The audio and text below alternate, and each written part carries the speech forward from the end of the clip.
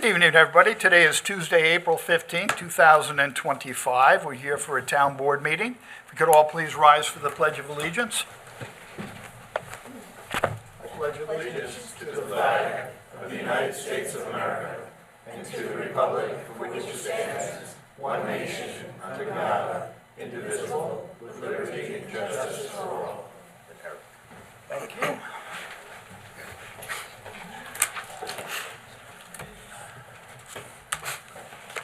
Okay, Councilman Rothwell, do we have somebody here from Invocation tonight? We do. We are honored today to be in the presence of Reverend Lorraine D'Armit from the United Methodist Church, and she is going to lead us this evening. Thank you for joining us, Reverend. Wowee, that was some introduction. Well, good evening. It's good to see all of you. Let us pray. Most Holy One, as we are in this season of Passover, some of us are spending a lot of time thinking about your sympathy for those who are oppressed, your desire to remove people from those places where they're under the thumb of an unfit power and bringing them to a promised land where there's plenty to eat and where they can have peace. And then there are others of us who are in the beginning of Holy Week, and we're spending time thinking about your steadfast love, your protective care, your plan for salvation, and the many, many ways that you show your love for us. And so I ask your continued blessing on all the people at this meeting and the leaders of the town, those who will be speaking tonight, that they might speak with honesty and compassion. We give you, Lord God, this meeting, and we give you ourselves that you might utilize us for the greater good, that Riverhead might increasingly be a place of prosperity, peace, and well-being. Thank you. Amen. Amen. Thank you very much, Reverend. Appreciate Thank you. Okay, I have two quick announcements. Reverend just touched on them, basically. Happy Passover to everybody who celebrates, and this Sunday, happy Easter to those. Anybody else have any announcements? I actually do, Supervisor. Saturday, May 3rd, from 9 a.m. to 11 a.m., the town of Riverhead is having our spring cleanup, which is sponsored by the Riverhead Anti-Litter Committee. So we will have all supplies for everyone, pickers and vests and gloves. We'd like you to come on down and do your part to create a cleaner and more beautiful Riverhead. So again, that's Saturday, May 3rd, from 9 to 11. Thank you. Thank you, Joanne. Anybody else? No? Okay. We will move on to correspondence. Okay, we received two letters from Barbara Blass, both in regards to Island Water Park and their site plan, and one letter from Debbie Conrad in reference to the trailers at the charter school.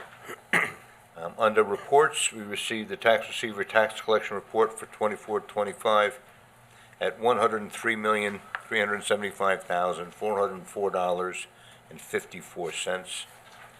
Town clerk monthly report for March was $12,727.75. And the tax receiver monthly utility report for the month of March, $340,006.24. And that concludes our reports and our correspondence. Thank you, Jim. Okay, that brings us up to, since we have no public hearing tonight, that brings us up to resolutions. So we would open up the floor for comments on any of the resolutions on tonight's agenda. Any resolutions on tonight's agenda for comments? Sir, step up and state your name and your location. My name is Mark Hrostilevsky. I'm a resident of the town of Riverhead, live in South Jamesport. My family actually emigrated here from Poland in the early 1900s, and we've been living here continuously. So we are very proud residents, and thank you for this opportunity. Speaking on the issue, there's sale of a property, which I believe is the Vale Levitt Theater. And I'm wearing two hats. My first hat is as a subject matter expert, and the second one is as a taxpayer. So let me talk about the subject matter expert. Just looking at the Vale Levitt, it needs a lot of, and my background, saying a subject matter expert, I have been in the music industry for 25 years. I have taken two nonprofit organizations that were financially troubled and turned them into having sustainable business models based on music. They were dilapidated. They needed a lot of infrastructure upgrades. And in one case, they didn't have any infrastructure that supported music at all. What I needed to do in order to create those venues, make them successful, by the way, one of them was voted New York City's most favorite music venue by Time Out magazine. 60,000 people voted for it. So I think I've done something right there. And what it was a combination of that the venue, the infrastructure, the people that ran it, and the diversity. What was really important, it was the diversity of the programming. We had everything from blues, world music, jazz, rock, pop, country. And that's what kept people coming in. So we did not rely on a single genre for us to be successful. And each genre kind of built upon itself. And we had probably twice or three times a week different genres of music. In that process, I developed very deep relationships with Live Nation, AEG, which is Bowery Presents, Ron Delsner, who goes way back, if you remember Ron Delsner Presents. He is working with me as well right now. And the designer and project manager for Live Nation that upgraded the Polish National Home and the Polish Soldiers Home, which are now known as Irving Plaza and the Warsaw. In that process, we spent over $20 million to make them what they are today. And that's Tom is going to hopefully join in on Zoom shortly, but he really has the knowledge of how to take a venue. And when I talk about partnerships, the programming side of it, and with my contacts and my network, I can really make it work. But the partnership of actually how do you build out a venue, renovate it, restore it, because these were restorations that we did. And it really took, if you think it's going to cost $500,000, whoever tells you that, it's not going to be $500,000. It's going to just go up. And there's a lot of questions, because when you start peeling the onion, there are things that you didn't know. And so, like my father, or actually my great uncle, Joseph Hrostilevsky, he said, I was a little boy at the time. He goes, Mark, remember, you don't know what you don't know. And we were talking about fishing, where to go get clams, where to get the scallops. And I would go. He goes, remember to know what you don't know. So what I didn't see, and I don't know the process, and in a very respectful way, want to bring to the attention, or maybe it isn't a process, so if I'm saying something that you guys are already doing, by all means, I don't mean to repeat it, but there needs to be a feasibility study and a due diligence on the actual building itself. I have done a walkthrough through it, so I'm not taking information from the thin air. I have walked through there, and it requires a lot of renovation, a lot of tender loving care. Secondly, it needs the programming that will bring people in and make it the crown jewel that everybody feels it can be. So after you do the feasibility study, the due diligence and feasibility study, there has to be some form of, even if it's a pro forma business plan, which shows, okay, we can bring in this type of music X number of times a year. We're tied into festivals. We're tied into touring groups. And also I'm working with Gary Higham over at the Suffolk. And in the industry, there's a whole process of where you start out at a small place like the Vale Levitt. Then you move on to, you develop an audience, then you go to the Suffolk Theater. And then you move on upwards and forwards. So it's an important element, I think, that to create a thriving diverse music scene here in Riverhead. And now put my taxpayer hat on, I'm just going to say is that for me, what's important is to have a thriving downtown. I live here. I love the town. I love downtown Riverhead. I come with my boat many times during the summer, maybe even late into the fall for the festivals. And it's a beautiful thing to see what the town is doing. So I want to give you kudos for that. I really, really enjoy being a resident. And with that, I thank you for the time. Thank you. Just so you know, a feasibility study has been done already on the property, and I know that this is kind of a last-minute thing that you're coming in, but do you have a business plan put together? I can put I'm Do you working. have one now? I don't have one at the moment. I can put one together very, very quickly. I mean, I've done many of them, and I was brought in late into the game by Ray Castronova with the Zenith Group.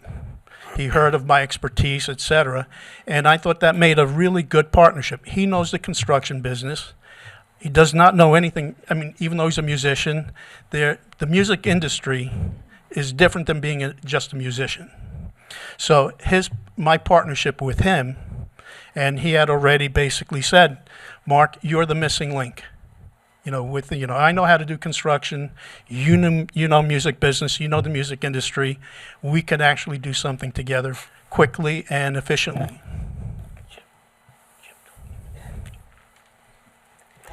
Well, and that's great that you guys have done a feasibility study. We've been working on this Okay. for quite some time. All right. Thank you, sir. Is there anybody else that would like to make a comment on any resolution tonight? Just a reminder, we have nobody online. Go ahead, Barbara. Just a reminder, sorry I let you go a little long. There's a 3-minute time limit on I appreciate that. our comment period. Good evening, Barbara Blass, Jamesport. I had corresponded with Eric earlier in the week on Resolution 366, which is the special event for Island Water Park, but I still have some questions, seeing that it is still on the agenda in the same format. So, We're going to be tabling that tonight. okay. Will you be reconsidering it at a particular time? If and when they amend their special event application. So we were given notice late on Friday that the applicant is at the very least rescheduling the event from the end of this month to potentially sometime in September. That would require them to amend their Chapter 255 application for the special event, and any additional details or changes or anything would be addressed in that application, revised, amended application. Okay, with that being said, then, can I just make a few comments in the future application? Perhaps you could consider that they have on-site EMS. Advertising for the event, if the event is the same as was currently advertised, uses words like heart-pounding stunts and octane thrills and jaw-dropping stunts and things of that nature. And I don't think you have to be a teetotaling or tea-drinking grandma to say it sounds dangerous.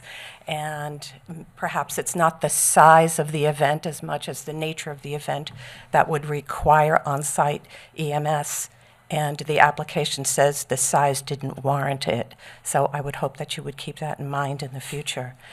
They were going to have, we were requiring them to have on-site EMS. That's good to hear. And assuming that go-karting is available or approved at that point, if it's not, they do also advertise that the go-karting is available for extra fee. Had it been available or the event taking place April 27th, I don't think the town would have been in a position to permit go-karting for a fee since the facility is not yet approved. Correct. Okay, but I'm just saying that that's what it was in the advertisement for the event. And finally, there was a notice on this same advertisement that service dogs were not going to be permitted due to the loudness of the motorsports. And I know that there was another application or another resolution in your packet tonight that speaks to noise generated from events at EBCAL. And I thought that one, if that doesn't say that this is going to be a noisy event, I don't know what does. So I just ask you to keep those kinds of things in mind as you consider an application in the future. Thank you very much. Thank you, Barbara. Hi there, good afternoon, good evening. Talkie Church and Greater Calverton Civic Association President. I'm very glad to hear that that resolution is going to be tabled tonight. And just two pieces of a caution and a request. The request is that when the vendor with Island Water Park wants to put this event on, that they don't use Riverhead Town ambulance, that they provide their own private ambulance. And that would be for obvious reasons, right? I mean, if you pull the ambulance down to the far west part of the town, it's not available for the rest. And I know there's more than one ambulance truck, but at the same time, it seems appropriate to ask for that. And number two is probably a little bit more simple. No special permit without a CO. Thanks very much. Thank you. We have somebody online? Okay, we'll take that.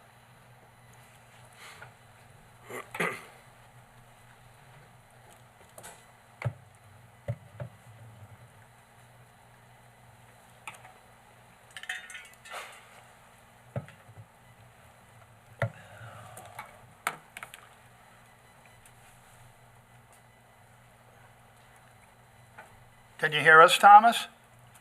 I can. Okay, how's everybody doing? state your name and where you're from, please. My name is Thomas Glennon. I live in Greenpoint, Brooklyn. I grew up in the town of Bellport. Grew up most of my life out there. My mom lives in East Mauritius. My uncle lives in Riverhead. Still have a ton of friends and family out there. I know Mark through building Irving Plaza and Brooklyn Warsaw with him. So he has recently reached out to me to help him work on the Vale Levitt, if he's the one that gets it. And so he had asked me to come on here and talk to you guys about, what our, the renovation would be and kind of my background. So let me just, tell you guys who I am. So I started working in the Hamptons framing houses in 2004. Was out there for a couple of years. I worked on Animal Tours Estate for a couple of years. I moved to the city. I worked on Madison Avenue doing, Victoria's Secrets, Fifth Avenue, Victoria's Secret Town Square, Apple Cube. So I was a site superintendent, I was a project manager. I found my way to Live Nation, and for the last 7 years, I worked there. I recently left and started my own company, and so I'd be helping Mark on this project. And I'm going out there tomorrow to take a look at the property and do, my own assessment, my own, get my eyes on what's going on out there, and then put together our own feasibility budget and plan for it. That'll probably take me like a week or two to put together, but just from what I know about simple production equipment to make something palatable for somewhat big name artists to play there, I mean, you're talking, I would imagine the renovation is probably $1.5 million. You got acoustics. One thing I do know is when you open these old buildings up, you find all sorts of sins in the building that you have to fix, unforeseen structural conditions. I think there's an elevator there, but I don't think it's up to code. I think sprinkler and fire alarm need to get installed just because of the size of the renovation. I believe, I don't know the code out there. I have to get acquainted with it. But, if the renovation is 50% of the value of the building, everything has to go to code. You've got, I looked at some photos online, and I'm actually really excited to go out there tomorrow, look at it, because I didn't even know it was there. Everything I've done in my life, so I was Brooklyn Paramount Theater was a 3,000 cap venue that recently opened last year. Irving Plaza, big renovation, 10 mil, was the cap, I think 1,300, and then Brooklyn Warsaw, also in Greenpoint. We did a huge renovation there to bring everything up to code, put elevators in, ADA compliancy. So this stuff takes time and work, and there's a lot of planning that goes with it. So I think, with my experience in the industry and Long Island, with Mark's business acumen, who's, Irving Plaza and Brooklyn Warsaw are some of the better venues in our portfolio, and Mark has always done a great job bringing them up to a level where we, like Live Nation, want to come in and take it over.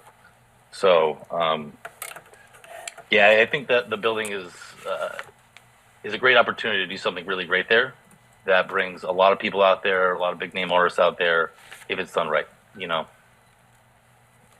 Bringing life safety up to code, the production, the architectural lighting, all lighting controls, the bars being properly built out, proper ice machines, all that stuff. It's a lot of work and coordination. And I'm looking forward, like I said, to go out there tomorrow and put together my plan. And I think in 3 weeks, I could probably have renderings and a floor plan to share. Okay, thank you very much. Thank you, guys. Appreciate your time. Chip, apparently there's some kind of problem. We just fixed it. Okay, disregard. Okay, You got one too? all right. Do we have anybody else from the audience or online that would like to comment on resolutions? Having seen nobody, I will ask. I'm gonna comment. Oh, go ahead. So if I can, I also want to comment on Resolution 374, and that's considering the sale of the VIII Levitt to the Jazz Loft. We had I found excellent presentations on Thursday, but my concerns particularly, I'll say first and foremost, I think the Jazz Loft does an incredible venue up in Stony Brook, and they're a great organization. My concern is that they lack the funding to restore this theater, which is going to be an immense project. And they're strictly relying on grants, and I feel that this can go and extend it over many years for them to accomplish that. You had another individual that stood before you that was not relying on grants, and I know that he's a successful man. He's restored many buildings within our town, and in addition, he's invested in our town, and he's offered to bring the right people to the table. And I think that he has the wherewithal to really complete a great project in an expedited period of time. In addition, in our discussions on Thursday, we said we wanted to get public insight. And since Thursday, this resolution was put in yesterday, and we haven't done that. And so I feel like we're kind of neglecting here moving forward with a sale of a building. And I really would like to have a public hearing. I really would like the people to come out to what everybody's looking for. The ultimate goal here, of course, is to restore the theater and to make it a great venue. But it's also needs to be a venue that's going to put people in the seats of all the restaurants, people that are going to come out here and spend, perhaps a weekend or a couple days, an overnight stay, and invest in our hotel rooms, in our restaurants, in our stores. And I just think that having a multitude of events, such as Blues Festival, again, Country Fest, Latino festivals, that type of thing brings people of multitude together, and that's what the whole focus that we're spending millions of dollars on our town square project. And I feel like suddenly from Thursday to now, this resolution is put in, and we're really not hearing what the public has to say overall. Because the feedback that I'm getting is that everybody wants festivals, they want a large attraction, they want a multitude of events, from Broadway stars to all types of different music. And so at the appropriate time tonight, I would ask to table this resolution, to have a public hearing here in this room, to gather, to bring people in from around the community, from down to town, of what our community, what our residents want to see, what they want. I feel like we've just been streamlining for some time with one particular individual. We also have to do our due diligence with taxpayer money. We have somebody that has limited funds and is putting up $150,000, and you have somebody else that's putting up $55,000 more. And we don't seem to really be inviting them to the table to have further and additional discussions. And maybe we need to put an ad in the News Review and invite other venues to come in, and developers, individuals. Maybe we should be contacting Stony Brook University and the Stoller Center and bringing other people in to see. I know this has been a long process and it's been stalled many times. I do want to activate it as soon as possible.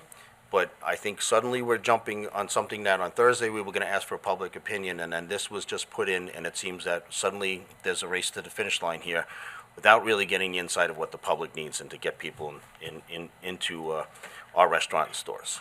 So I'll do that and hopefully and ask for support to bring more people in and just to give, whether it be 30 days or something, to give an opportunity to have a forum in this room to hear what the public wants. Thank you. So, can I make a comment on that? Okay. Okay. So, I'm just going to add to what Ken is saying. I have reached out to Gary Higham and also this statistics online of what age groups spend what, disposable income. We are not taking the disposable income into account. We are not taking into account that theaters, and when I speak to Gary, they thrive on variety. Even though, and again, nothing, I think the Jazz Loft is great, and they said they'd get other genres. We just heard from a gentleman that's got 20 years working with stars, working with the premier concert promoters in the world. And I have a lot of interest in that. They can bring jazz if people want jazz. But country, classic, whatever it is, and when I've spoken to Gary Higham, and about 80% of his audience is from out of town. Those are people that are coming to our town and going to restaurants. There's not one venue that's going to do the same thing every night unless you're down in New Orleans, and then it's like, you go from one place to the next and there's different types of music. We have an amazing opportunity, and Mark, I got to meet you, and I really appreciate that, and also the fact that you've done, to have somebody with your success that lives in our town and is willing to come out and put the time and the effort into this, kudos to you. And it's, and you understand this, so thank you, and that's my piece on it. Okay. Okay, move on to resolutions. Okay, we'll start with resolution number 1, which is resolution 329. Budget amendment for capital project number 72306, Veterans Memorial Park Sanitation System. So moved. Second. Vote, please. Woski, Yes. Merrifield? Yes. Kern? Yes. Rothwell? Just for the record, this is a bathroom that is serving the entire park, and it should be open any day now, maybe today, tomorrow. We are right there at the finish line, just waiting for PSG, I believe, to put in the meter and activate it. So it's really going to be an awesome thing for so many people, bikers, runners, walkers that have been up in that park for years. So absolutely vote yes, and let's get to the finish line on this. Hubbard? Yes. Resolution is adopted. Resolution 330. Accepts donation for the Recreation Department. And I want to thank Ryan, can I say his last name? Cudahy. Oh, say it again? Cudahy? Yeah. Ryan Cudahy. So Ryan, thank you very much. So moved. Second. Vote, please. Woski, Yes. Merrifield? Yes. Kern? Yes. Rothwell? Yes. Hubbard? Yes. Resolution is adopted. Resolution 331. Ratifies the setting of fees for recreation spring summer brochure. So moved. Seconded. Vote, please. Woski, Yes. Merrifield? Yes. Kern? Yes. Rothwell? Yes. Hubbard? Yes, the brochure is out. You should have received one in the mail. If not, we have them here in the building. And there's a lot of programs for the spring and summer coming up, so I invite everybody to take a look at the brochure and see if there's something of your interest. Resolution is adopted. Resolution 332. Appoints new seasonal employees to the Recreation Department. So moved. Seconded. Vote, please. Woski, Yes. Merrifield? Yes. Kern? Yes. Rothwell? Yes. Hubbard? Yes. Resolution is adopted. Resolution 333. Reappoint seasonal pump-out boat operators. So moved. Second. Vote, please. Woski, Yes. Merrifield? Yes. Kern? Yes. Rothwell? Yes. Hubbard? Yes. Resolution is adopted. Resolution 334. Appoints a senior water treatment plant operator, 2B. So moved. Seconded. Vote, please. Woski, Yes. Merrifield? Yes. Kern? Yes. Rothwell? Yes. Hubbard? Yes. Resolution is adopted. Resolution 335. Appoints a senior wastewater treatment plant operator, 3A. So moved. Seconded. Vote, please. Woski, Yes. Merrifield? Yes. Kern? Yes. Rothwell? Yes. Hubbard? Yes. Resolution is adopted. Resolution 336. Appoints a senior water treatment plant operator, 1B. So moved. Seconded. Vote, please. Woski, Yes. Merrifield? Yes. Kern? Yes. Rothwell? Yes. Hubbard? Yes. Resolution is adopted. Resolution 337. Provisionally appoints a principal accountant clerk. So moved. Second. Vote, please. Woski, Yes. Merrifield? Yes. Kern? Yes. Rothwell? Yes. Hubbard? Yes. Resolution's adopted. Resolution 338. Accepts the resignation of a Fire Marshal 1. Sorry to see you leave, Fred. So moved. Seconded. Vote, please. Woski? Yes. Merrifield? Yes. Kern? Yes. Rothwell? Yes. Hubbard? Yes. Resolution's adopted. Resolution 339. Ratifies the resignation of a homemaker. So moved. Seconded. Vote, please. Woski? Yes. Merrifield? Yes. Kern? Yes. Rothwell? Yes. Hubbard? Yes. Resolution is adopted. Resolution 340. Ratifies the resignation of a code enforcement officer. So moved. Seconded. Vote, please. Woski? Yes. Merrifield? Yes. Kern? Yes. Rothwell? Yes. Hubbard? Yes. Resolution is adopted. Resolution 341. Ratifies and accepts the resignation of a traffic control specialist. So moved. Second. Vote, please. Woski? Yes. Merrifield? Yes. Kern? Yes. Rothwell? Yes. Hubbard? Yes. Resolution is Both adopted. those last two subjects aren't leaving us per se, they're leaving from traffic control officers to part-time police officers. So that was good news. Okay, Resolution 342. Ratifies and accepts the resignation of a traffic control specialist. So moved. Seconded. Vote, please. Woski? Yes. Merrifield? Yes. Kern? Yes. Rothwell? Yes. Hubbard? Yes. Resolution's adopted. Resolution 343. Changes the status of a part-time police officer. So moved. Seconded. Vote, please. Woski? Yes. Merrifield? Yes. Kern? Yes. Rothwell? Yes. Hubbard? Yes. Resolution's adopted. Resolution 344. Changes the status of part-time traffic control specialist and/or part-time traffic control officers. So moved. Seconded. Vote, please. Woski? Yes. Merrifield? Yes. Kern? Yes. Rothwell?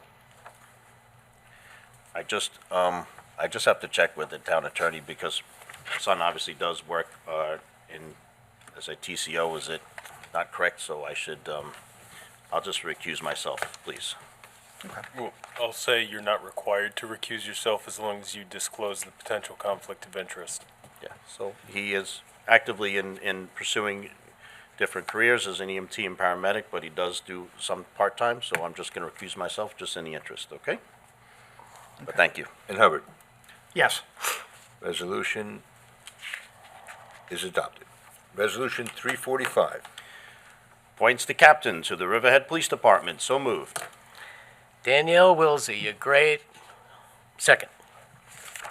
Captain Danielle. Woski? Yes. Congratulations. Merrifield? Yes. Congratulations, Captain. Kern? Yes. Rothwell? Absolutely all the best, congratulations, yes. And Hubbard? We appointed her a couple months ago, but we appointed her provisionally, and with civil service, you have to take the test and pass the test, and she successfully did, and now she's officially our captain. So yes, congratulations, Danielle. Excellent. Okay, resolution is adopted. Resolution 346. Ratifies the approval for a leave of absence. So moved. Seconded. Vote, please. Woski? Yes. Merrifield? Yes. Kern? Yes. Rothwell? Yes. Hubbard? Yes. Resolution is adopted. Resolution 347. Authorizes submission of an application to apply for reimbursement of a new motor for the pump-out boat to New York State Environmental Facilities Corporation, EFC. So moved. Seconded. Vote, please. Woski? Yes. Merrifield? Yes. Kern? Yes. Rothwell? Yes. Hubbard? Yes. Resolution is adopted. Resolution 348. Ratifies the settlement of legal action in the matter of the Town of Riverhead against Robert James Hartman, 1524 Osborne Avenue, Riverhead, New York. So moved. Seconded. Vote, please. Woski? Yes. Merrifield? Yes. Kern? Yes. Rothwell? Yes. Hubbard? Yes. Resolution is adopted. Resolution 349. Authorizes the Senior Citizen Program Director to execute a memorandum of understanding with New York State Commodity Supplemental Food Program for 2025. So moved. Second. Vote, please. Woski? Yes. Merrifield? Yes. Kern? Yes. Rothwell? Yes. Hubbard? Yes. Resolution is adopted. Resolution 350. Authorizes the supervisor to execute an agreement authorizing the town to accept funds from Suffolk County Office for the Aging for the purpose of supplementing the town's nutrition program for the elderly, 2025. So moved. Seconded. Vote, please. Woski, Yes. Merrifield, Yes. Kern, Yes. Rothwell, Yes. Hubbard. Yes. Resolution is adopted. Resolution 351. Authorizes the town attorney to execute an agreement with Jeffrey L. Seaman, CEP, and acknowledges the agreement by Peter Scalza. So moved. Seconded. Vote, please. Woski, Yes. Merrifield, Yes. Kern, Yes. Rothwell, Yes. Hubbard. Yes. Resolution is adopted. Resolution 352. Authorizes the supervisor to execute an agreement with Seatuck Environmental Association, Inc. and Rotary Club of Riverhead. So moved. Seconded. Vote, please. Woski, Yes. Merrifield, Yes. Kern, Yes. Rothwell, Yes. Hubbard. Yes. Resolution is adopted. Resolution 353. Authorize the supervisor to execute a stipulation with Local 1000, AFSCME, AFL-CIO, Riverhead Unit of the Local 852. So moved. Second. Vote, please. Woski, Yes. Merrifield, Yes. Kern, Yes. Rothwell, Yes. Hubbard.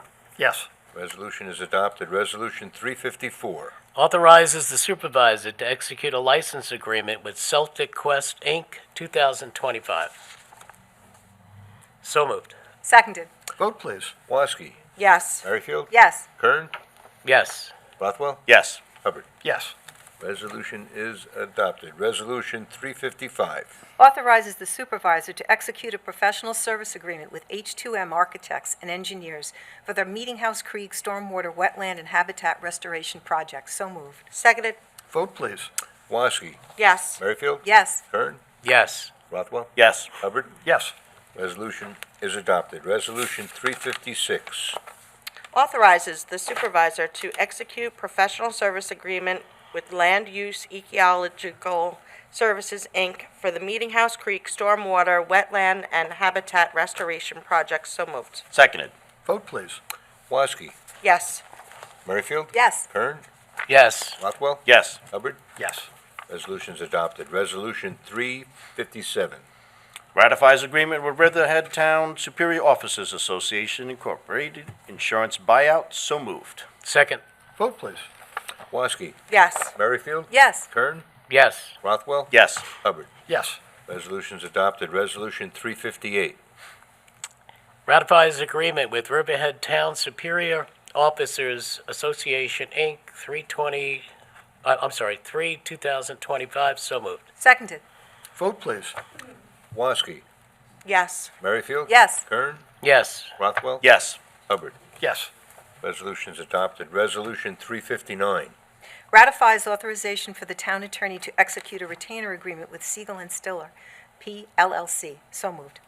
Seconded. Vote, please. Woski, Yes. Merrifield, Yes. Kern, Yes. Rothwell, Yes. Hubbard. Yes. Resolution is adopted. Resolution 360. Oh, resolution of the Town of Riverhead opposing state legislation, Assembly Bill A2586, Senate Bill S00188, introduced in the 2025-2026 legislative session titled Limits the Authority of Cities, Villages, and Towns to Impose Certain Zoning Requirements. So moved. Seconded. Vote, please. Woski, Yes. Merrifield, Yes. Kern, Yeah, before I vote, Eric, this was a really good pickup by you and your office. Oh, thank you. Yeah, absolutely. Appreciate that. Yeah, yes. Rothwell, Yes. Hubbard. Yes. Resolution is adopted. Resolution 361. Acceptance of 2024 Justice Court audit. So moved. Second. Vote, please. Woski, Yes. Merrifield, Yes. Kern, Yes. Rothwell, Yes. Hubbard. Yes. Resolution is adopted. Resolution 362. Approve special event Chapter 255 application for our future generation for U.S. by U.S., or is that, for all, I'm sorry, for us, by us, for all of us, vendor fair. So moved. Seconded. Vote, please. Woski, Yes. Merrifield, Yes. Kern, Yes. Rothwell, Yes. Hubbard. Yes. Resolution is adopted. Resolution 363. Approve special event Chapter 255 application for African American Educational and Cultural Festival, AAECF, Inc. Concert Series. So moved. Seconded. Vote, please. Woski, Yes. Merrifield, Yes. Kern, Yes. Rothwell, Yes. Hubbard. Yes. Resolution's adopted. Resolution 364. Approve special event Chapter 255 application for the Polish Town Civic Association Polish Town Street Fair. So moved. Seconded. Vote, please. Woski. Yes. Merrifield. Yes. Kern. Yes. Rothwell. Yes. Hubbard. Yes. Resolution is adopted. Resolution 365. Approved special event, Chapter 255, application for Race Awesome, 11th Annual Jamesport Triathlon. So moved. Second. Vote, please. Woski. Yes. Merrifield. Yes. Kern. Yes. Rothwell. Get out there, Town Clerk Wooten. Yes. Hubbard. Yes. Yeah. It'll be a triathlon, right? Hubbard. He said Yes. Resolution is adopted. Resolution 366. You want to table that resolution? I get it? Make a motion Make a to mo- table resolution number 366? Yes. Seconded. Vote, please. Woski. Yes. Merrifield. yes to table. Kern. Yes. Rothwell. Yes. Hubbard. Yes to table. Resolution is unanimously tabled. Resolution 367. Authorizes the town clerk to publish and post notice to bidders for printing and mailing of recreation brochures. So moved. Seconded. Vote, please. Woski. Yes. Merrifield. Yes. Kern. Yes. Rothwell. Yes. Hubbard. Yes. Resolution is adopted. Resolution 368. Awards rebid number 2 for Meeting House Creek Stormwater, Wetland, and Habitat Restoration Project. So moved. Seconded. Vote, please. Woski. Yes. Merrifield. Yes. Kern. Yes. Rothwell. Yes. Hubbard. Yes, finally. Yeah, resolution is adopted. Resolution 369. Extends bid non-pro-tunc for charter buses. So moved. Second. Vote, please. Woski. Yes. Merrifield. Yes. Kern. Yes. Rothwell. Yes. Hubbard. Yes. Resolution's adopted. Resolution 370. Ratifies application for congressional funding for RWD proposed EXTS 95/96. So moved. Seconded. Vote, please. Woski. Yes. Merrifield. Yes. Kern. Yes. Rothwell. Yes. Hubbard. Yes. Resolution's adopted. Resolution 371. Ratifies the application for community project funding, AKA congressional directed spending, by the Community Development Department for Riverfront Amphitheater. So moved. Seconded. Vote, please. Woski. Yes. Merrifield. Yes. Kern. Yes. Rothwell. Yes. Hubbard. Yes. Resolution is adopted. Resolution 372. Pays bills. Seconded. Vote, please. Woski. Yes. Merrifield. Yes. Kern. Yes. Rothwell. Yes. Hubbard. Yes. Resolution adopted. Resolution 373.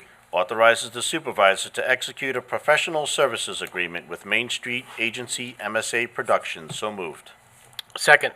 This actually needs to be amended, the title. Okay. It's Main Street Agency, the MSA Productions is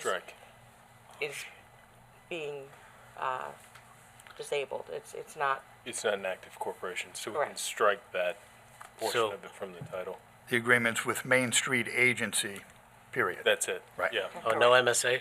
So anywhere Right. MSA Productions is referred to in the body of the resolution, we'll strike, and then we'll fix that in the PSA as well. okay. Do we have to vote on that change, or is? You can vote on the amendment and then vote on the resolution as amended. Okay, so we're going to amend by taking out MSA Productions from the title and from the second whereas. Okay. And now for there it be resolved also. So vote on the amendment? Motion to amend number 373? Woski. Yes. Merrifield. Yes. Kern. Yes. Rothwell. Yes. Hubbard. Yes. Motion to amend is adopted. So it's striking MSA Production within the title and within the body? Correct. All right. Okay, Now read we'd it have to again? move it, right? Now somebody has to move it, right? As amended? Authorizes the supervisor to execute a professional service agreement with Main Street Agency. So moved. Seconded. Vote, Question. please. As amended, yes. Merrifield. As amended, yes. Kern. No. As amended. Rothwell. It's amended, yes. Hubbard. Yes. Resolution is adopted as amended 4-1. Okay, Resolution 374. Okay, this is the one, the authorization for the town attorney's office to negotiate contract of sale of real property located at 18 Peconic Avenue, Riverhead, New York, Suffolk County, tax map number 128.6-80. Again, this is about the sale of the Vale, and I totally agree with my fellow councilman.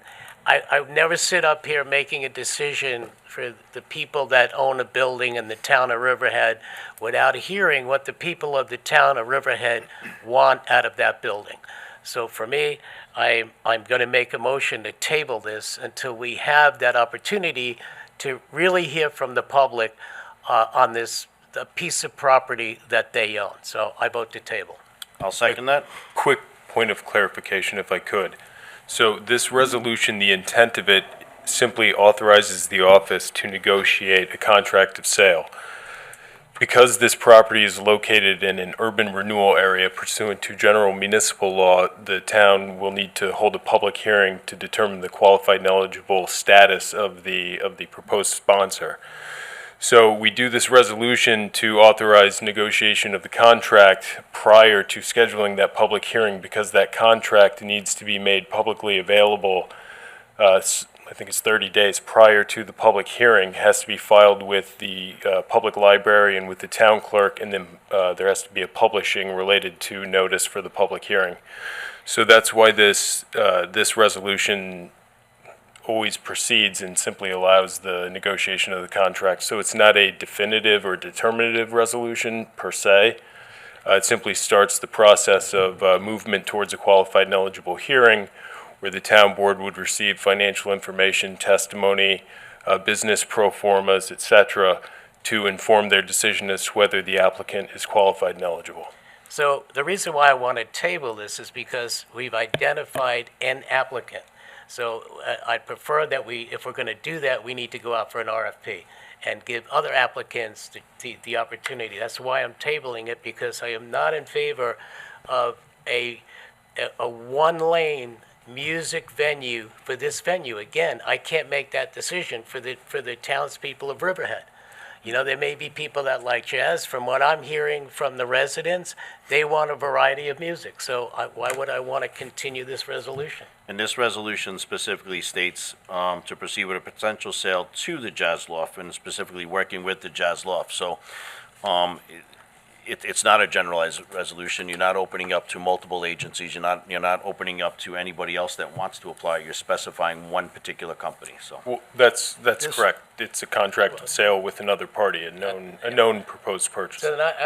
So I say, if this is going to go forward at all, we need to go out for an RFP and end this so that the people of Riverhead have the opportunity to decide what they want. And from what I'm hearing, they want a variety.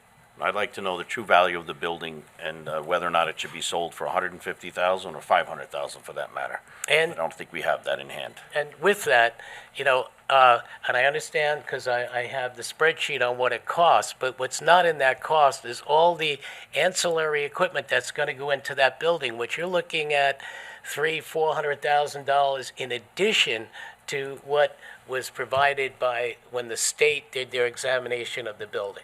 So, and I'm not going to, so whoever ends up with this has to have the wherewithal to financially accomplish this. So for that reason, either, table it or go out for an RFP. This is not fair to the residents who own that building.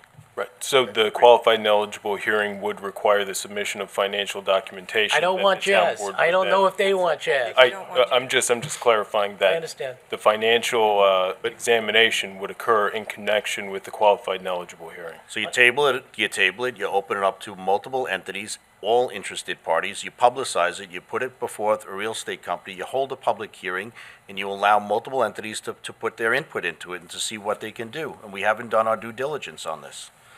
So this is clearly steering it towards a one particular venue, one-sided thing.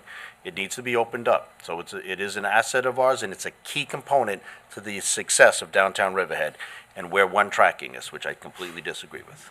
I think that you have an entity that has proven itself in the past. They've proven that they're able to secure grants and move things forward. They've been successful. I was looking to see feedback from the public And we had our open work session the other day, and Riverhead Local did an article on the work session. And I was surprised at the comments on the support of the Jazz Loft. People actually knew who the Jazz Loft were.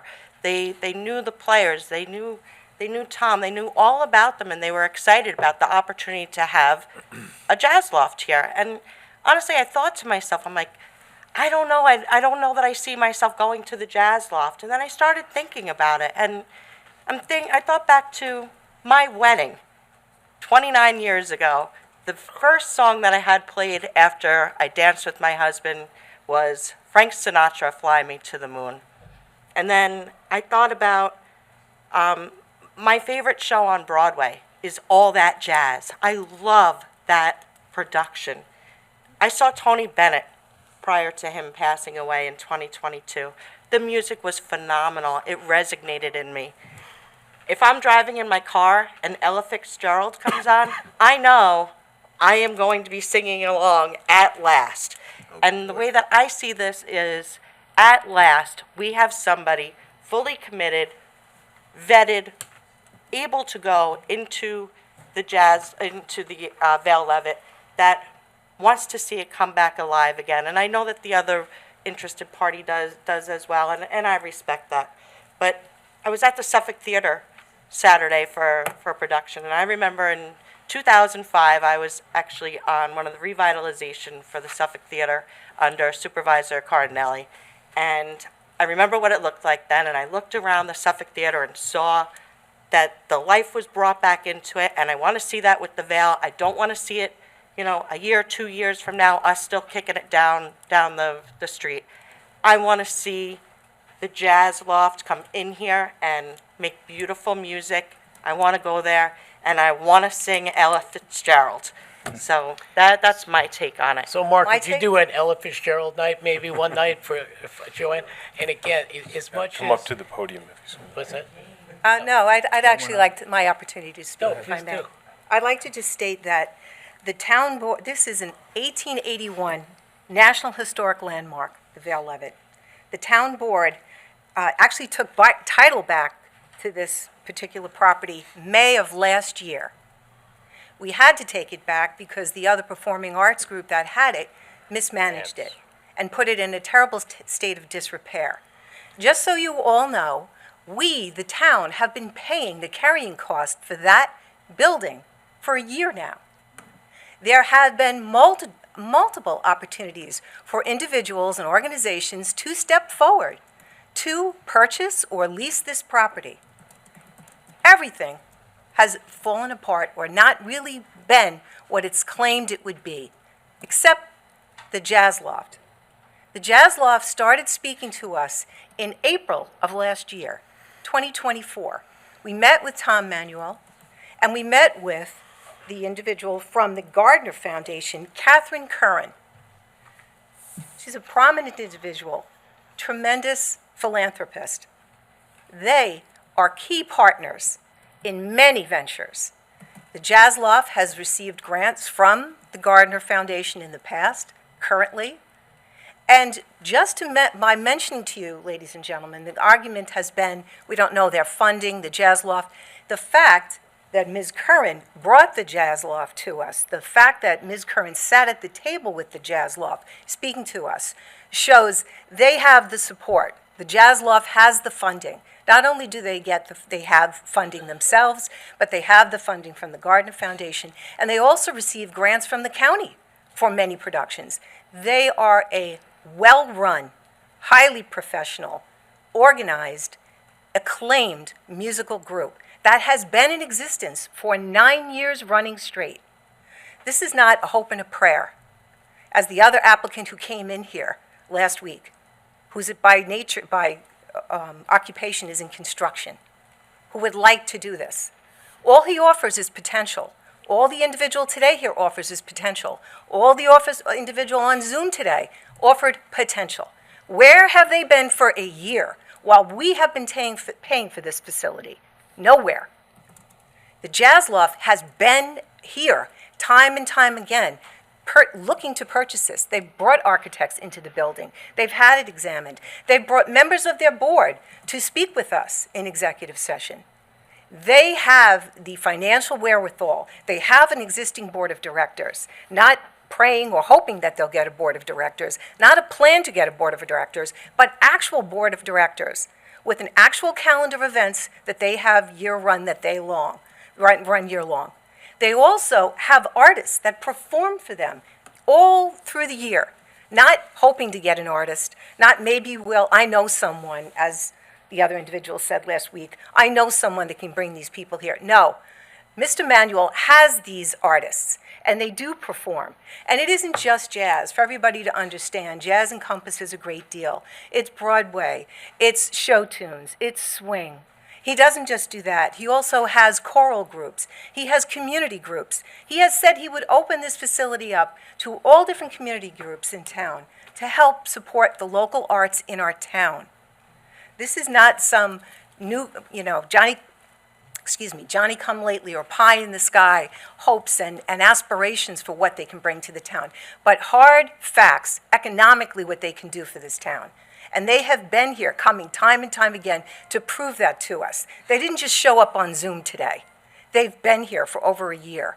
Not only do they have all of that background and experience, and just to give you a little bit of background of who Mr. Manuel is, Tom Manuel is a recipient of the Endowed Artist in the Residence Fellow Chair within the Jazz Department of Stony Brook University. He also directs the Jazz Loft School of Jazz in the Residence in the Jazz Loft. He serves as co-chair to the Stony Brook University Strategic Planning Committee and is a member of the Long Island Arts Education Council, which is chaired by the New York State Regents. This is not somebody who just knows people in the biz. He is the business.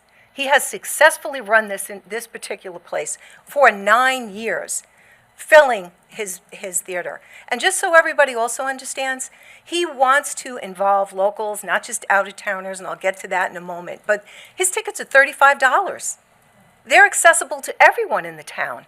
It isn't a $500 performance for some artists. It's for everyone to come listen to their music. He also is accomplished. He has accomplishments cited in the New York Times, in Downbeat Magazine, in Newsday, in Jazz Inside Magazine, on and on. He's been featured in big band ensembles on the radio, television, and has several CD albums. He's very accomplished, and recently he has projects and endeavors including educational outreach to Havana, Cuba, collaborating with several top jazz artists, professors, producers, and independent filmmakers, the production of Oliver Nelson's Kennedy Dream, which is also included in world premiere compositions. He and a collective of leading jazz artist composers, and most recently produced a documentary film exploring the life and career of icon Frank Sinatra. This is a tried and true professional organization which we would be honored to have in our community. It is not a single-lane venue. It has tremendous performances that are packed and filled all the time. In addition, what you have to realize here, as the people that spoke today, they've never really gone and taken a look at the building yet. So this is another potential, maybe, kick the road, as Councilwoman Kowalski just said.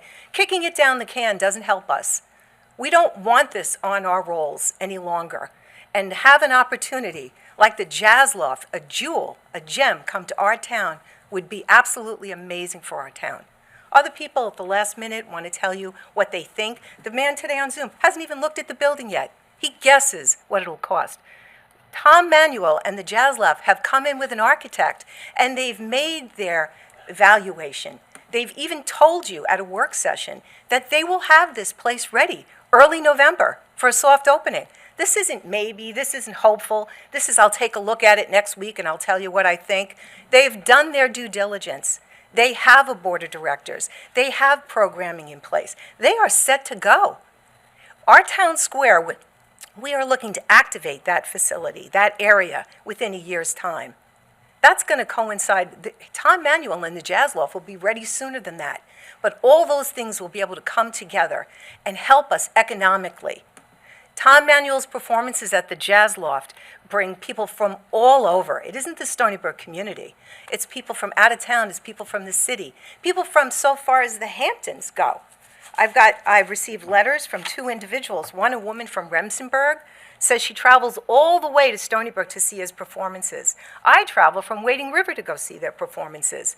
Another individual, and she said she'd be thrilled to bring her family and friends to Riverhead to come support the arts here and go to our restaurants and go to our bars and go see Tom Manuel's shows. Because what he has that none of these other individuals has is name recognition. He has a product that is already tried and true and doesn't have to build itself up for the next 2 to 3 years to become something that people want to come and see. There's another individual that had sent a letter, Cliff Baldwin, who is a former member of the Riverhead Landmark Commission. He worked with Tom Manuel on the Rites of Spring Music Festival in the North Fork, out on the North Fork.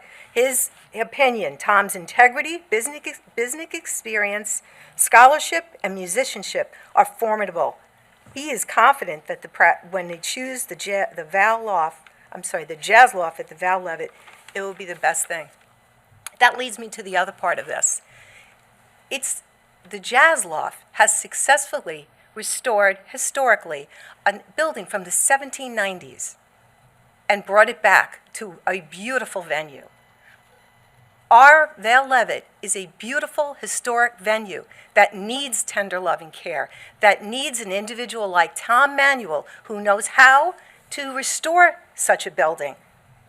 The last applicant came here at work session, I kid you not, said he's going to look at a couple of books and he's going to read and see, and then he'll fix some sort of facade on the building. That is a historic national landmark, which needs the proper restoration. Not only did Tom Manuel say he could do it, he's already done it. He's done it at the Jazz Loft. I have full confidence in their organization, their board of 11 members, their staff of 9 members, and the experience that they've done it before. We're looking for them to replicate that here in Riverhead, not just starting from the ground up, from people that at the last minute come in here and say that they want to try to do this and just stall and kick it down the can. I say we go vote today to move forward on this historical property and give this gem the leadership it needs with the Jazz Loft running it. Thank you. I just want to say one thing, so to make something very, very clear. I think Tom's a great guy. I think his operation is great.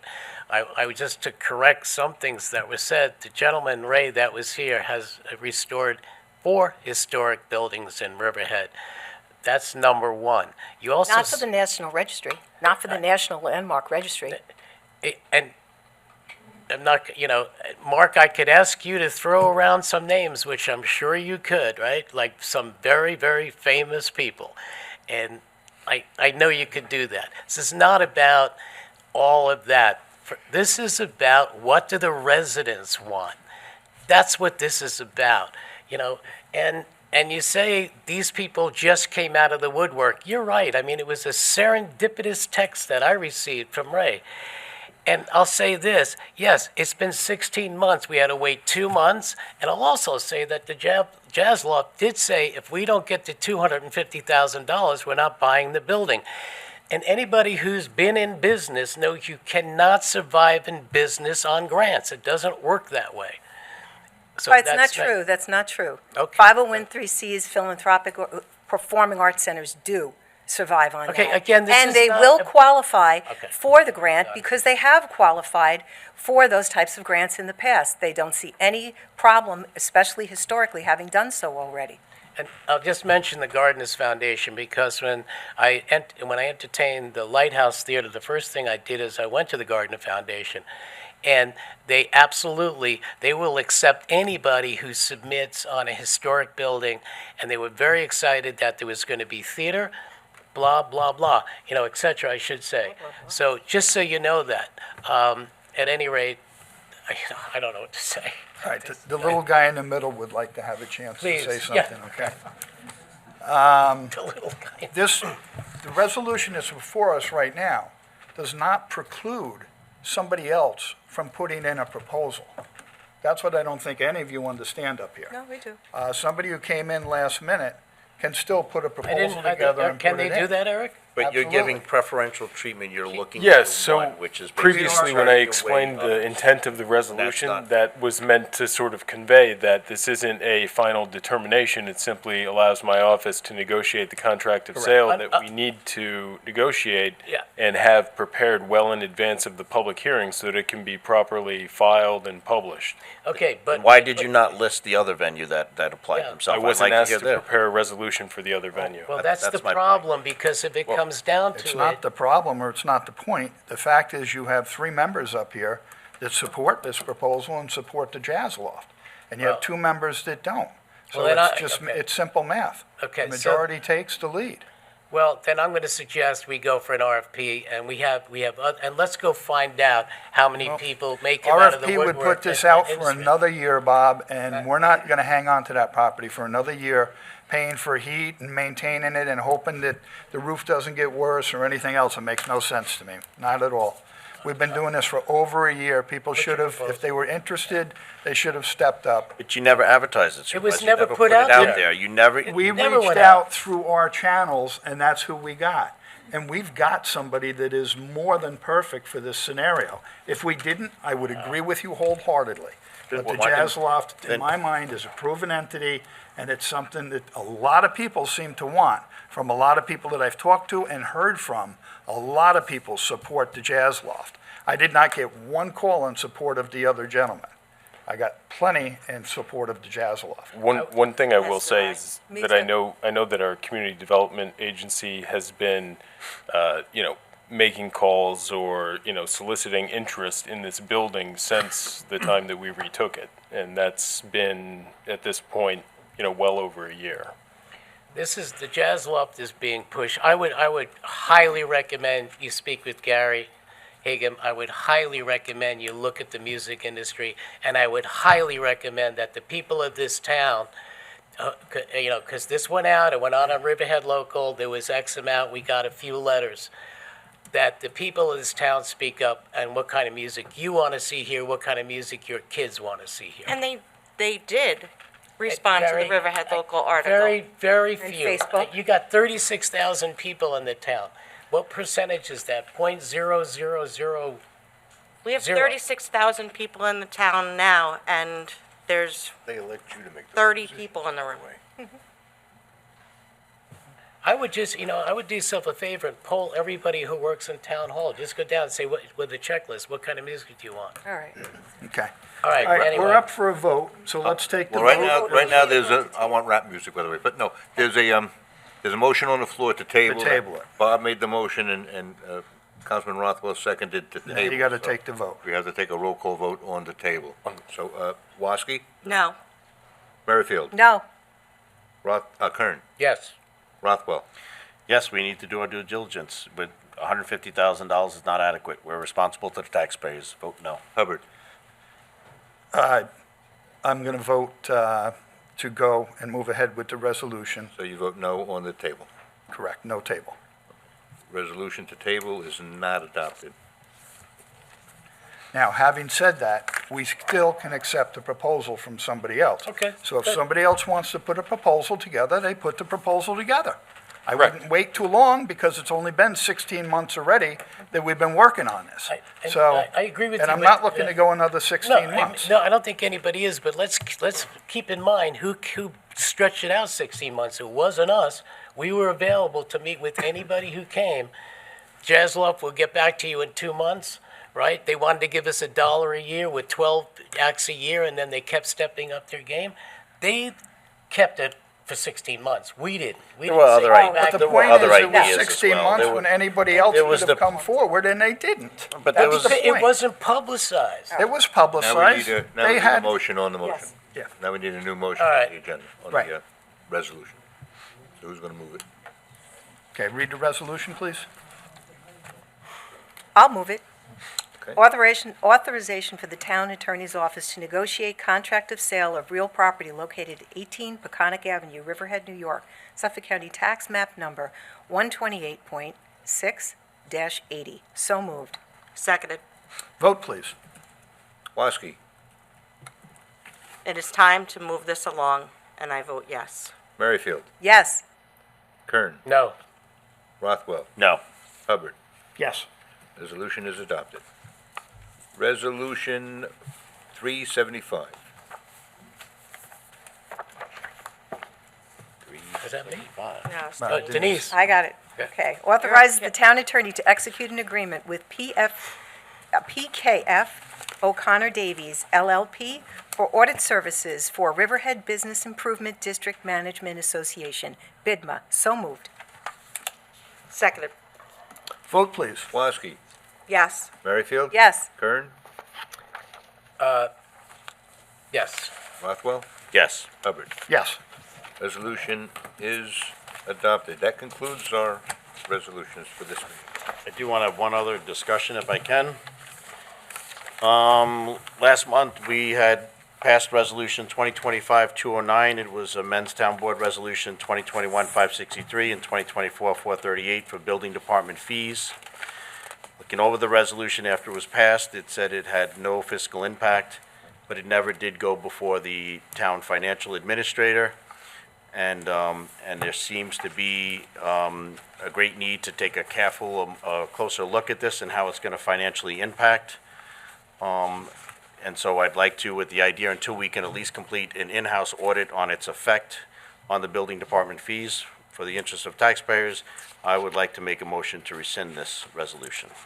I would second that after this statement. So when these were done, the building inspector was not even in town. When he got back, I sat with him to go over it, and there was quite a few discrepancies. So I went to the accountant department and asked to have an audit. That audit is not complete. In addition, on this resolution, the signature of the accountant is not even on here, and on this resolution, it says, will the proposed legislation have a physical impact? And the answer is no.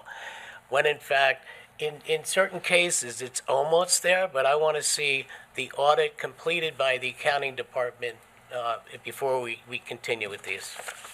And we were told that they would have no impact.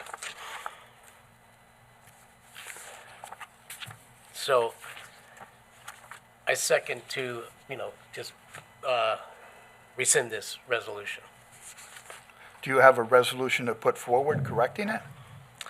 No, but I Okay. just wanted to It would, rescind it. it would return to the current fees as is until we complete an But do audit. you have that resolution to put forward tonight? No, if we rescind this one, it goes back to the previous codes that were in place.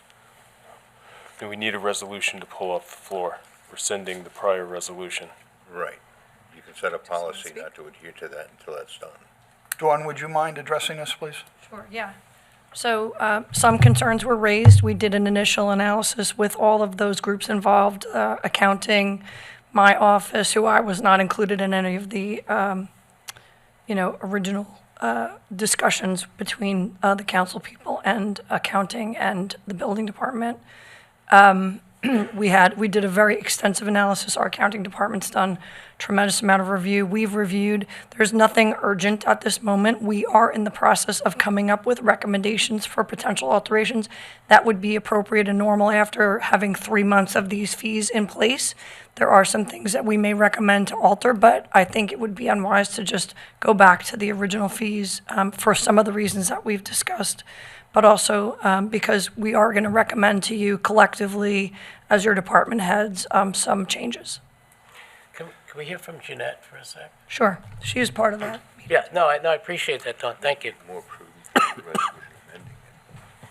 Good evening. So, Jeanette, I know when we went over renewal fees, and I know also there's talk about, it's illegal to charge a percentage in the second year, third year, and all that other, that kind of stuff. But when looking at it, comparing it to other towns, it's really not illegal. So with the renewal fees, where do we stand, and where do we stand with that? Because I'm hearing that we're still off with that. Yeah, so the renewal permit fees are the most critical that I'm looking at now. So they will be reduced with the new structure drastically. Whether they're illegal or not, I'm going to defer to town attorney's office because I really can't answer that question. I Other understand towns that. do charge their renewal fees very similar. I do have some recommendations. I'm not sure we should be rescinding the existing one, but I definitely think we need to continue to do more work, specifically when it comes to the renewal fees, because I certainly don't want the town to lose money that it's entitled to get.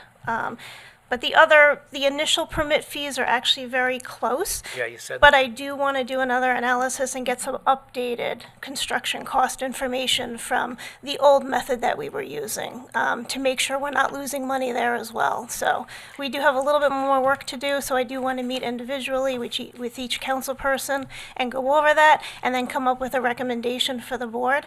So, I mean, I'm all ready to go to talk about it, so we just have to set the meetings up and then decide. So it might be better to wait until we have all the individual meetings and then rescind and revise, that kind of thing. I would like the opportunity to speak with Jeanette. I would as well. I'm okay with doing it just a work session, so we could all sit down together in open forum here and discuss it openly. It's fine. I don't think we Okay. need to keep going around. Yeah, Let's that's put it fine. out in the open forum. Yeah. Whatever you prefer. A simple amendment might be better down the road than a I rescission. just think you'd like to see some of the recommendations first before you have an open work session, so you know what you're thinking about and why, rather than just having an open discussion. It might not be as productive. Okay. I mean, I think we have some good ideas, and council's been working on it, so just like the department head should, we're making sure that it's correct. Thank you. Okay. Okay.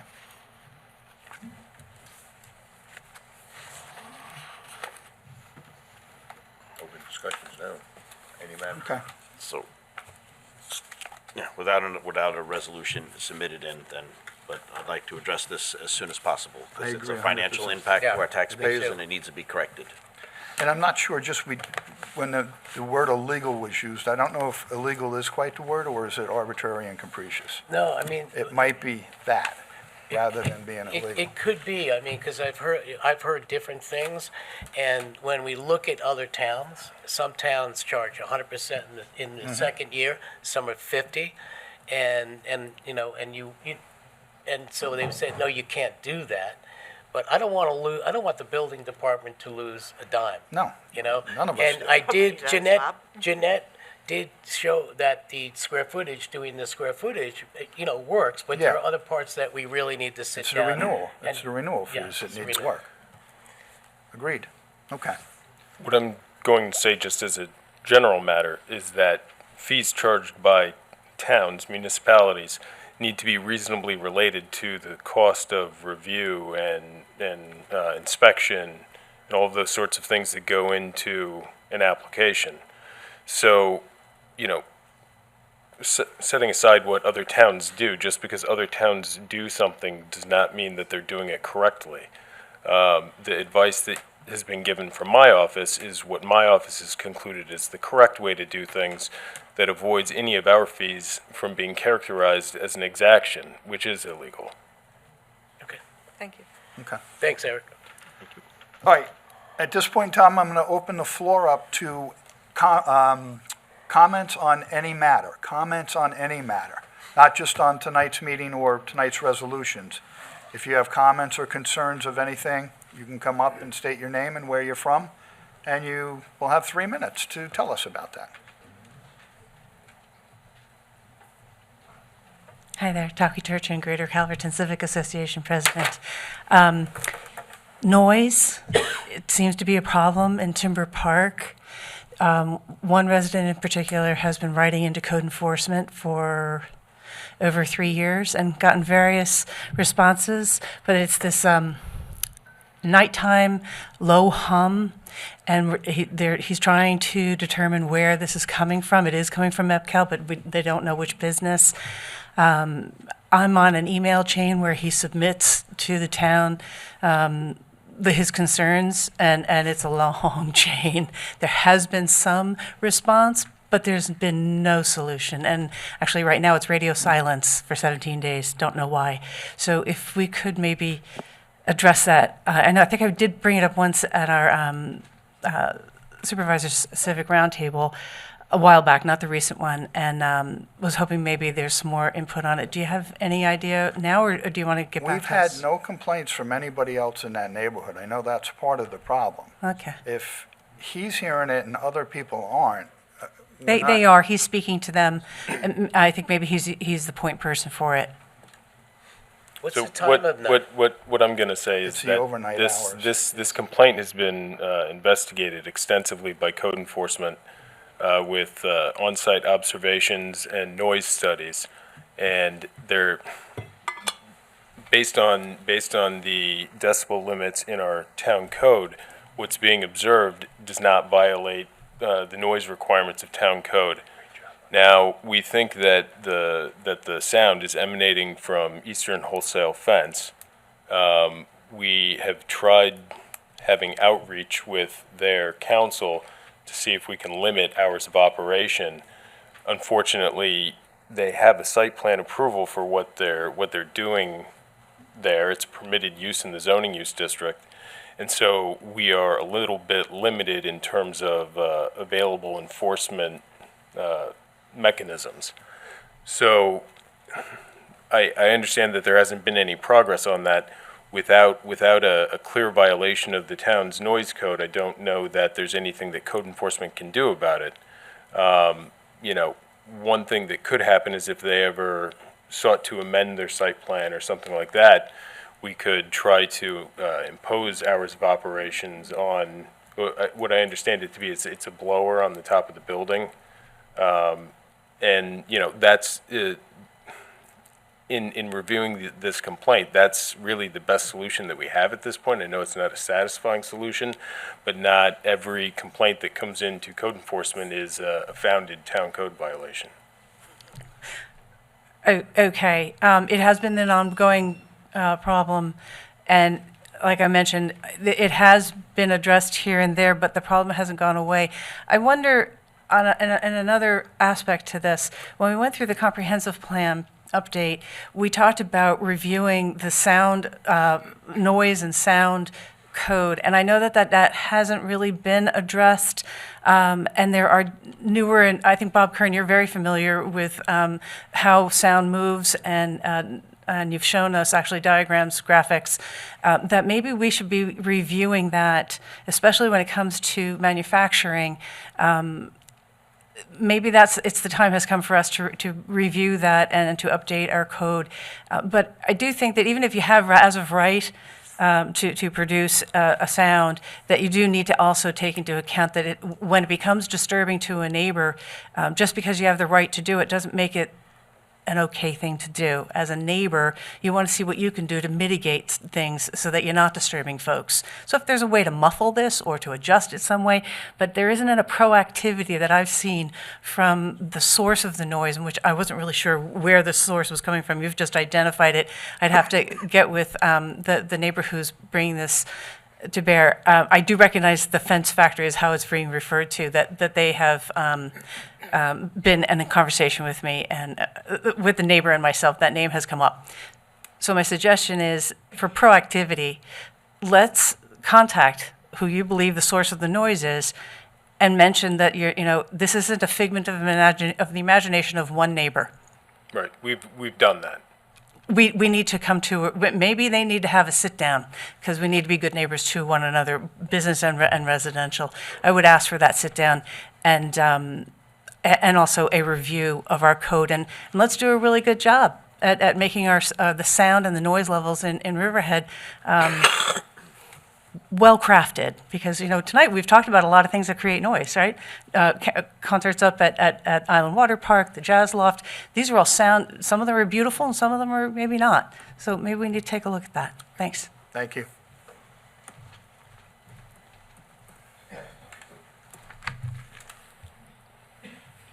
Good evening, members of the town board.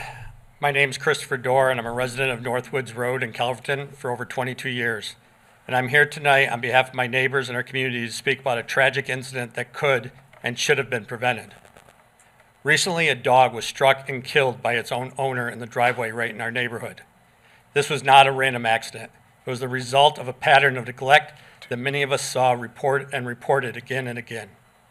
The dog had been loose repeatedly. It roamed the neighborhood, often near the road. We reported this to the animal shelter. We reached out to code enforcement. In response, code enforcement advised us to call the police. But we hesitated, not because we didn't care, but because we do. We understand how overextended our police department is, and we felt that it was unfair to burden them with a loose dog when they were dealing with more pressing town-wide concerns. Until one day, the inevitable happened. But this tragedy isn't about one dog. It highlights a deeper and growing concern, the unsafe conditions caused by a resident in our neighborhood that operates with what can only be described as a boarding house mentality. The number of people, vehicles, and activities centered around this one home is far beyond what is typical or appropriate for a residential area. There is constant vehicle traffic coming and going from this property. Work trucks, personal cars, and commercial vans, often at all hours. Drivers tear through the street as if it's a thoroughfare, not a neighborhood where children play, people walk, and pets live. Let me be clear. We fully understand and empathize with the economic challenges people are facing, especially here on Long Island.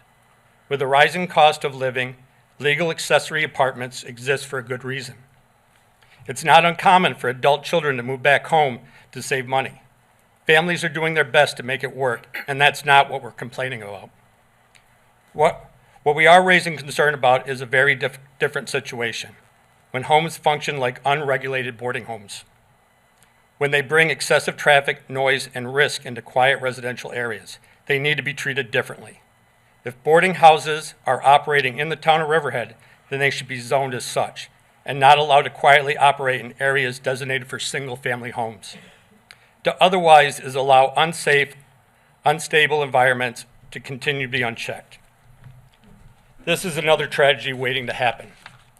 What happened to that dog was heartbreaking, but it was also a warning. And if this pattern continues, the next time it might not be a pet, it could be a person. We're asking for more than sympathy. We're asking for recognition that this situation is not normal, not safe, and not sustainable. We ask for enforcement, for oversight, and for a commitment to restore the sense of peace, safety, and a true residential character to our neighborhood. And I know this is going on all over Riverhead, not just in our neighborhood. Thank you for your time and attention. Excuse me, what was the address you're referring to, sir? It's 156 and 156 Northwoods Road. 156? Yeah.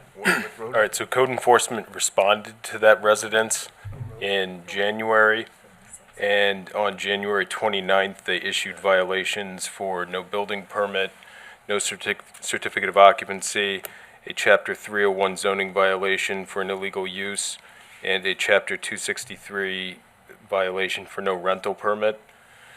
They found that there is a single-family residence occupied by 6 people. They indicated that it is larger, that it meets capacity for those 6 people, but there was an illegal conversion of the garage to an accessory apartment, and that's what they have violations for. This matter is on in Riverhead Town Justice Court on April 22nd, next week. And the latest from the defendant is that they've retained an architect to draw up plans for the application to the building department to legalize the garage conversion as an accessory apartment. We've also heard through the grapevine that they've turned a pantry into a bedroom and have twin bunk beds in the pantry as of now. Has that been, when did that happen? Have you told code enforcement about that? No. Okay, so I'll make that note on the file. We were back there in February, and then had an office visit on this in March, and a status of the complaint was given to the complainant, but I'll make a note for code enforcement to revisit the property. Thank you. You mentioned 2 addresses, sir. You started to say another one. You said It's 156 and Steve will speak on the Oh, okay, okay, 32. And there is another one also. okay. Thank you. Said 132? Yep. Okay, so the last time code enforcement went to 132 was in 2022. There was a complaint about an unregistered trailer in the road, and that was corrected. Is there a different complaint now? I know they've been back because we were here all speaking when the rental agreement, you guys spoke on that. And I know soon after that, code enforcement was there. Okay, so it looks like we went back in April of '23. because they had violations. They did an illegal garage conversion to an office and a gym, and that was given a CO in May of 2023.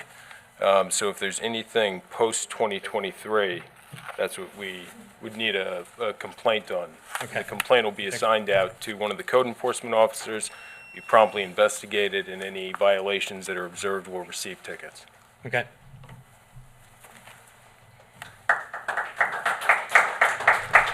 Thank you very much.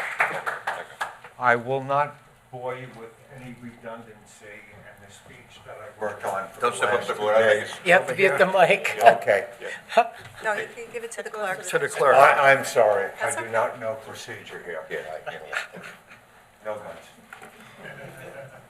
In any event, I don't know if you people here, the board is familiar with Northwoods Road, but it is a quaint 25 single-family dwelling on a eighth of a mile and ends on a cul-de-sac. For those people who don't know, that's a dead end in French. But in any event, the fabric of the whole entire neighborhood has changed. To give you an idea, I handed you out some pictures. Sir, just First- state your name for the record. Oh, I'm sorry, my name's Steve Haver. I reside at 78 Northwoods Road in Baiting Hollow. Thank you. In any event, when you go in, what happens is that some of our original neighbors have moved, and some have moved into our development over there. Welcome arms going over there, introducing ourselves. But like I said, the fabric has changed. And just like in building, there is something which is called conformity, not building a 5-story building where there are only 2 stories in a particular area. We don't speed in our neighborhood. Everybody knows one another. We wave. We hand out cards during Christmas time and all. You would say that our neighborhood is probably compared to Mayberry, USA. It's the only way that I can describe it.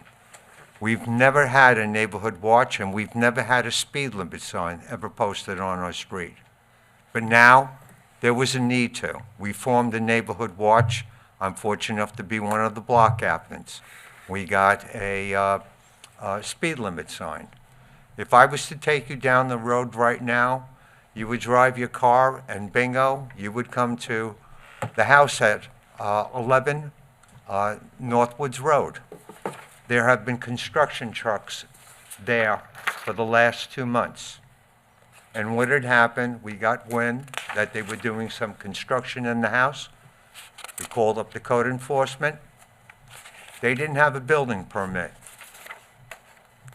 Stop order was done on that. I ask you, a house that has a lot of square footage living space with 4 bedrooms, why would they, by any chance, finish a basement off, make a subdivision in it, and put 2 egress windows in it? Use your imagination. You go down to 132.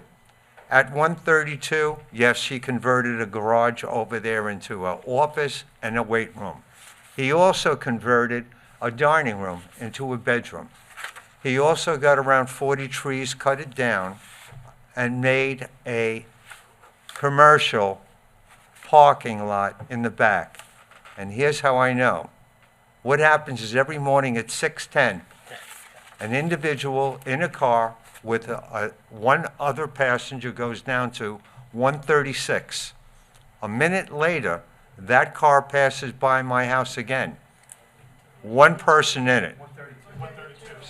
132. And soon after, one of those box trucks leaves. I don't know whether or not the person is getting any rent for renting out that room or that dining room. However, he has to be getting something for the commercial parking over there. And I had my own business. I know what it costs for commercial parking. The last picture. The people in the neighborhood call that the Bat Cave. It's only one set. I was going to circulate. It has people that There's a person that owns the house there. There are other occupants that are there too. That's where Max the dog died. That was his name. I've asked people to slow down. I've been having pushback and met with opposition and being cursed at and also being threatened. They travel down the road, not doing 30 or 40 or 50. It's closer to 60 miles an hour. And when they are told to do so, they just keep going, whether it's leaving the development or coming back in. Up until 2 years ago, we've never had any code enforcement officers in our neighborhood. We've never had a police officer other than those who live on our block. We've never had a police officer come into our neighborhood because of domestic arguments. That's what we're getting right now. And I realize there happens to be a housing problem. But in purchasing this house, this was originally advertised as a single-family development. By making any of these houses into rentals, what you would be doing is causing the downfall of this whole entire community. And I thank you very much for your time. Thank you. Also, Easy, boys. I have nothing against the code enforcement. They did their job. They came there, they gave out tickets or whatever. But what I don't understand, because I've been in touch with the town attorney also, I'm planning on being at that court appearance on the 24th. They have to answer to 4 tickets.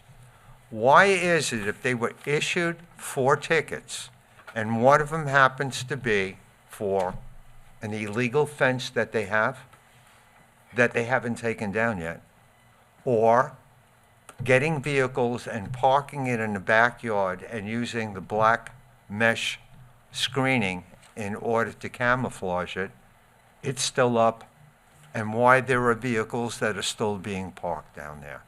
This is happening not with the idea of one house, but 3 of them. And why is it that the people who live in our neighborhood now, aren't they supposed to get permits before they start building? And is there a law that if a person comes to you and requests a rental permit and they comply with your rules and regulations of Riverhead, will they be issued a permit to rent out a room or rooms, knowing that they have deceived the community and also that they have deceived you? I thank you very much. Sir? you. I just want to point out one thing. You said you were going to be there on the 24th. I Yes. believe the town attorney said it was on for the 22nd. April 22nd? 22nd? Is that right? It probably is, I'm old and whatever. No, I just want to make sure you have the right date. Yeah, so Tomorrow- April 22nd. Tomorrow, I'm going to give this to Richie Downs. I'd like to give it to you. Sorry to make you get up. You want me to give it to Richie Downs? You can, otherwise you can give it to the board and let them read it. I certainly will listen to your voice. I just want to show you one thing. People from Northwoods Road, please stand up. That's just about the whole entire neighborhood. Thank you very much. Thank you all for coming out. Good job, Steve. Good evening. My name is Madeline Baczynski, and I reside at 68 Northwoods. Although I've only been a resident of the beautiful community for 2 years, I've noticed a dramatic change in the amount of vehicles that are driving into our community. I've also witnessed that many drivers are exceeding the speed limit and driving recklessly. My home is located at the halfway point of Northwoods Road. On Sunday, this past Sunday, I reviewed the videos of my Ring camera and made a remarkable discovery. Between the hours of 3 p.m. and 6 p.m., we recorded over 48 vehicles that passed my home. Northwoods is turning into a main thoroughfare. If the issue is not addressed, our street will look like County Road 58. Thank you.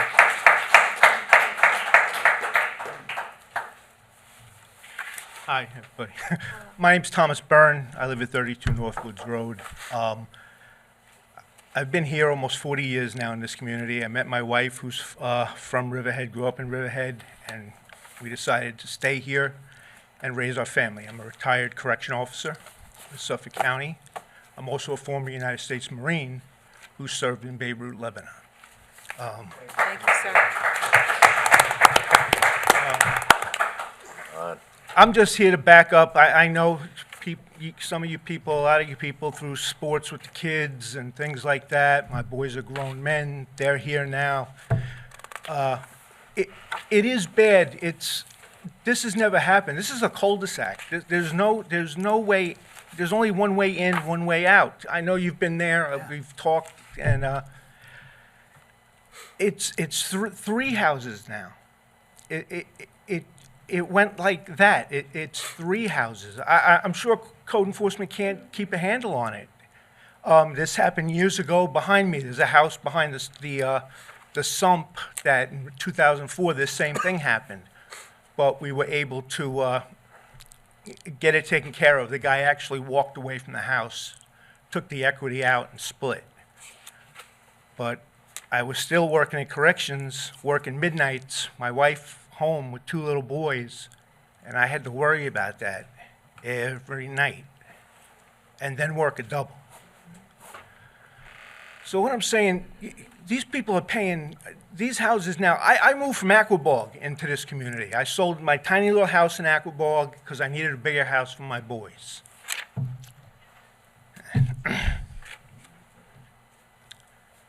I thought I was gonna stay here. I don't know if I'm gonna anymore. Thank you. Thank you, Mr. Burns.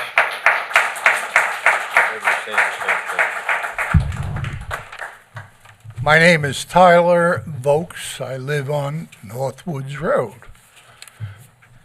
This whole situation, as Steve pointed out, it was maybe 20 years ago. I'm there 22. We had a house, as the gentleman just explained, was behind a town sump, as we refer to it. That house was being almost in a demolition state, housing 19 illegal aliens. I don't know what these houses that are currently being demolished inside or outside, parking lots, commercial parking lots, as Steve had mentioned. Thursday night, I was coming home from an airport at around 11:30 p.m. This box truck was coming in the opposite direction, cut me off, turned onto Northwoods Road. And very slow going up. I guess he doesn't want to make too much noise to alert my fellow residents on the block that we have this hell going on. I'm here to tell you my house is worth all I have. These people are going to demolish the worth of my home and every other home on the block. Now, going back to the first issue I mentioned that was 20 years ago, the town interceded and posting signs, stop work orders on trees, on poles. They took an aggressive position to get that situation rectified. I don't know what the town has done thus far other than fining, but it's got to change. I don't know if these people are illegals or not. I don't know if anyone in the town knows if they're illegals or not. And if they are, this town board has to get rid of them. That's all I have to say. Thank you.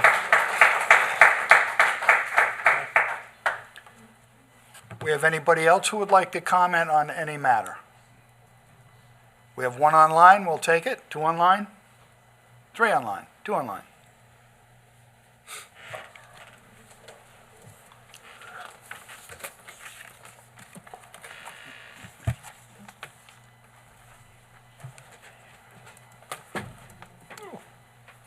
Good evening, Kathy McGraw from Northville.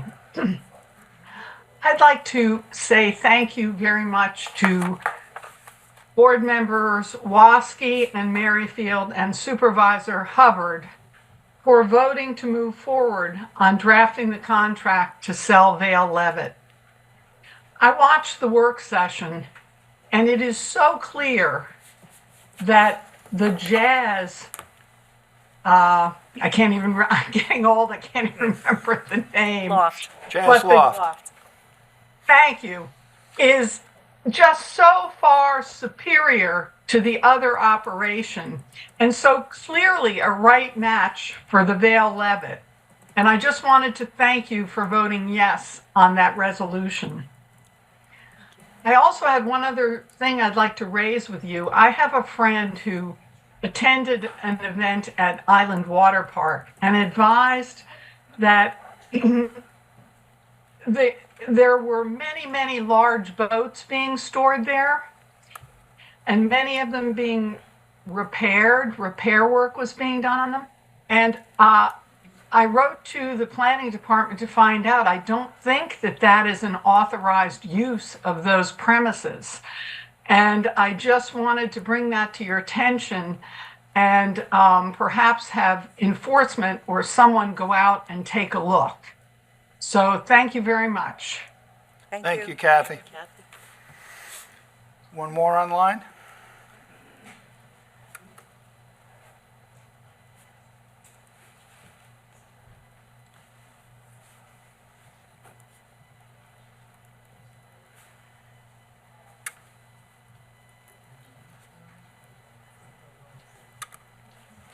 Thomas, you're on?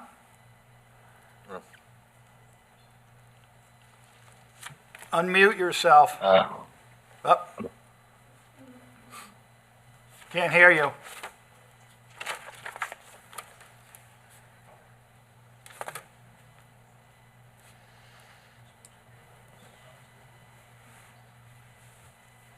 Still can't hear you.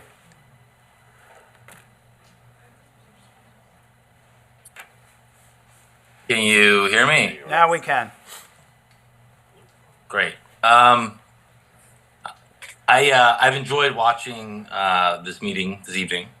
In the past year, I've gotten into community politics in my neighborhood in Greenpoint, which I tell my friends in Bellport, I'm still on the island. I'm just a little further away. If I was in your guys' shoes, I would totally understand where you're coming from, that you got to move forward with the project on the Vale Levitt. And by no means do I want to compete for something. I'm going to go out there tomorrow and put together my plan and my budget and everything with Mark, and we'll present it to you guys. If you don't like it, don't like it. If you think it's great, great, you know. Ultimately, you know, I left Live Nation because I don't want to work for the monopoly anymore, right? So like, I would love nothing more than to come out there and build a premier venue and kind of stick the middle finger up to my ex-employer. They're great people there, but I'm more into independent artists and community and trying to build a good community. So I'm looking forward to showing you guys what I think would be a great renovation to the place, and looking forward to the opportunity to meet everybody. So thank you, everybody, for your time, and enjoy your evening. Thank you. Look forward to it. Nobody else online, nobody else here. Okay, at this time, I'll make a motion to close the town board meeting and open up the community development meeting.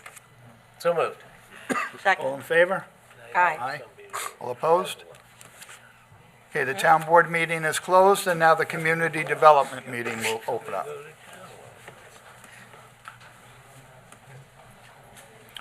Thank you, folks, for all coming out. Yes.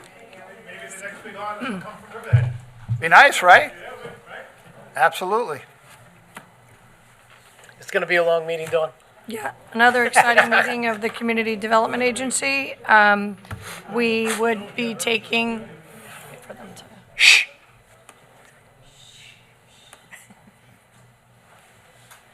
We would be taking comments on CDA matters only. There are no resolutions on the agenda this evening. Okay. Do we have anybody who would like to comment on any CDA resolution? Nobody on Zoom? Nobody coming up? Going once? Going twice? She's looking for a note. CDA meeting is, you can close it out. We just need a motion to close, So a moved. motion and a second to close. So moved. Second. Waski. Yes. Merrifield. Yes. Kern. Yes. Rothwell. Yes. Hubbard. Yes. Okay, the meeting is closed until the next exciting adventure Okay. of the Community Development Agency. Thank you. Happy Easter, happy Passover. Everybody have a good weekend. We'll see you next week. Oh, well, we'll see you the rest of this week, but Thursday. enjoy your weekend coming up.